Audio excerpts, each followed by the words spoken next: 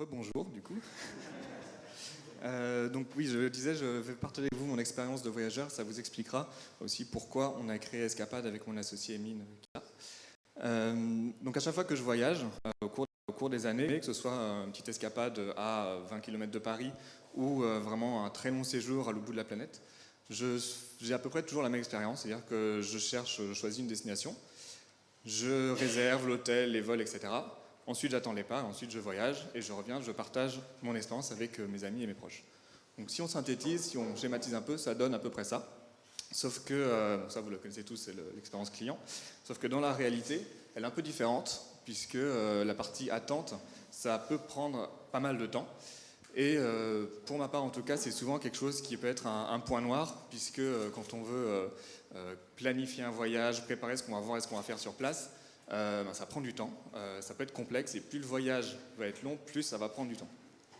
Donc ça, il y a plusieurs raisons pour lesquelles ça prend du temps. La première, c'est qu'il y a beaucoup de sources d'informations variées, aussi bien des guides de voyage comme Lonelyplanet, un Routard, des blogs, TripAdvisor, nos amis, nos parents, qui vont tous nous faire des recommandations.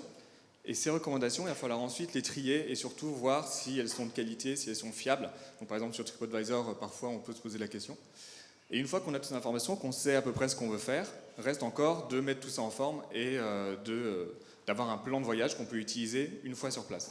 On peut trouver sûrement une fois avec un Word, un Excel ou peut-être un Google Maps qu'on n'arrive pas à ouvrir sur téléphone parce qu'il n'y a plus d'Internet. Et donc c'est pour ça en fait qu'on a créé Escapade. Donc Escapade, ça répond à un besoin qui est le mien, mais aussi celui de pas mal de monde. Parce que quand on interroge les gens, on se retrouve qu'ils ont les mêmes problématiques qu'en fait, que j'avais vu et que mon associé avait vu aussi. Et donc nous, on s'inscrit vraiment dans cette période d'attente qui suit juste après la réservation, où on est un mélange de joie, d'excitation, d'anticipation. On a envie de partir, mais c'est pas tout de suite. Et il va falloir savoir aussi ce qu'on va faire sur place. Donc en un mot, très simplement, Escapade, c'est une application mobile qui vous permet en fait de télécharger des guides, des itinéraires prêts à être utilisés pour visiter de manière autonome aussi bien des pays, des villes et leurs quartiers, mais aussi des musées et des monuments et des expositions. Pour répondre à la problématique de la qualité et de la fiabilité du contenu, on a fait le choix de ne travailler qu'avec des professionnels du tourisme et de la culture. Donc ça veut dire qu'on va travailler avec des offices du tourisme, des agences de voyage, des éditeurs de guides papier, mais aussi des compagnies aériennes, des chaînes d'hôtels, etc. Et dans la culture, ça veut dire directement les musées, les monuments eux-mêmes.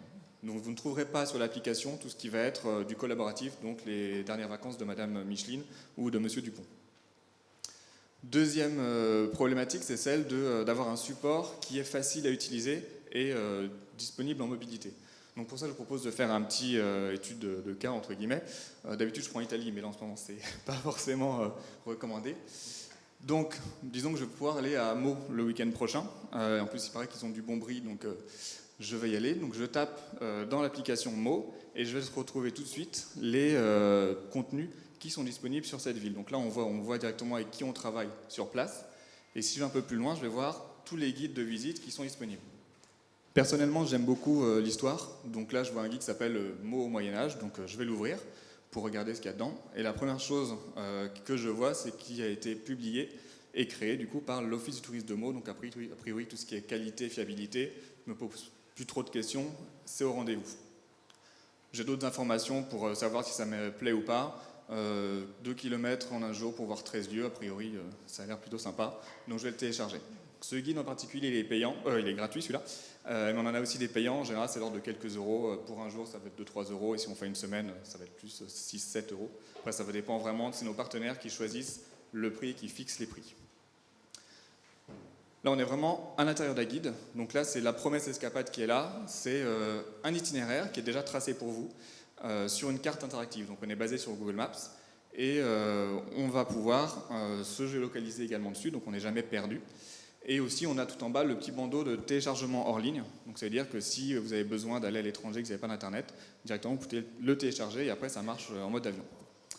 On a ajouté aussi la liste d'activités qui est peut-être un peu plus classique, ce que font les gens. Et en général, la plupart des gens s'arrêtent en fait à ce moment-là. Nous, on est allé plus loin, puisque pour chacune de ces activités, de ces lieux, on a une fiche de description qui donne non seulement des infos pratiques, comme le téléphone, le site web, etc., mais aussi toute une description complète sur le thème du guide. Donc là, ça va être sur le Moyen-Âge à Meaux, avec photos, vidéos, audio, 360, 3D, enfin plein de choses. Et aussi surtout une fonctionnalité d'auto-guide qui permet de lever le nez du téléphone et de vraiment profiter, pour le coup de Meaux, mais surtout de là où on est.